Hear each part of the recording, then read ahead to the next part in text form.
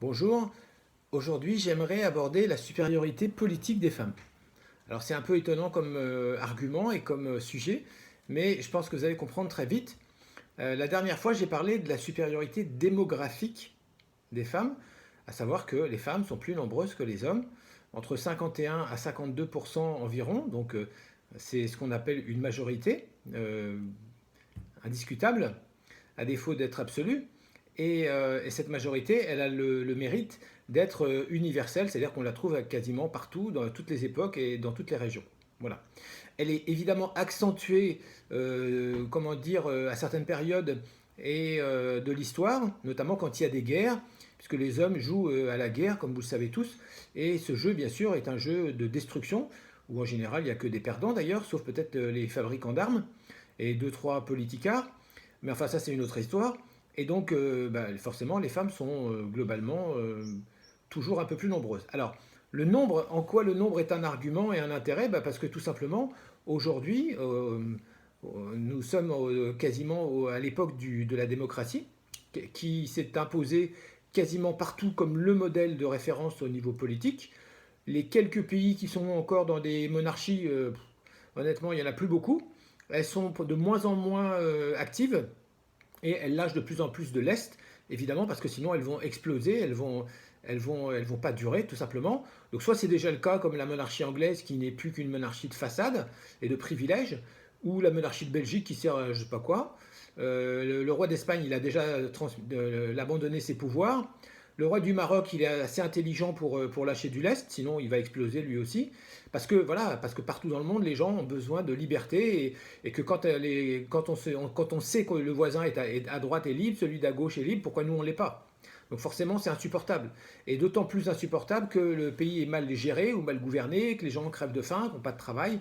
Là, ça devient très vite très, très insupportable. Et c'est facile, évidemment, pour des services secrets étrangers d'attiser les flammes qui couvent. Donc la démocratie, c'est le modèle dominant, c'est le modèle qui va continuer à s'imposer pour encore un certain nombre de temps, et ce modèle, évidemment, il profite à qui? Il profite aux plus nombreux, c'est-à-dire aux plus nombreuses. Ça veut dire que sur le papier, les femmes ont le pouvoir partout, dans tous les pays où le vote, évidemment, existe et où elles ne sont pas limitées. Dans les pays où elles n'ont pas le droit de vote, la question, elle ne se pose pas encore, mais elle se posera un jour, de toute façon. Voilà, je ne comprends pas d'ailleurs que les femmes ne fassent pas la grève, que ce soit la grève du sexe, ou la grève de la vaisselle, ou la grève de quelque chose, parce qu'elles pourraient paralyser n'importe quel pays en 2 jours. Voilà, mais ça c'est une autre histoire.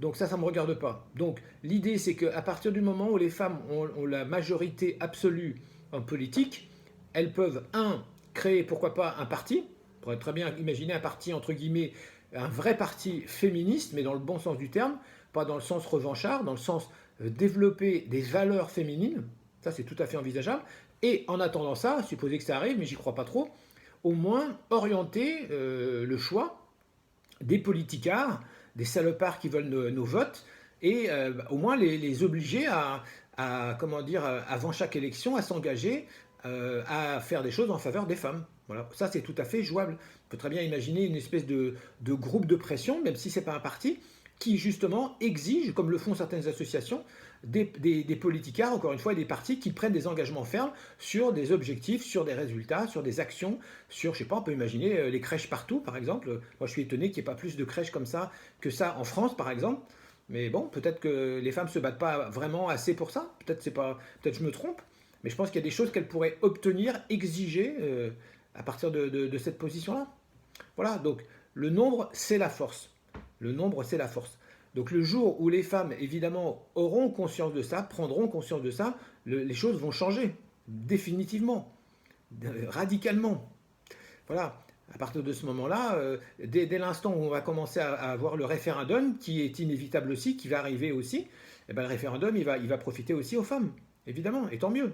Et c'est bien comme ça. Donc voilà, nouvel argument à méditer. Bonne journée.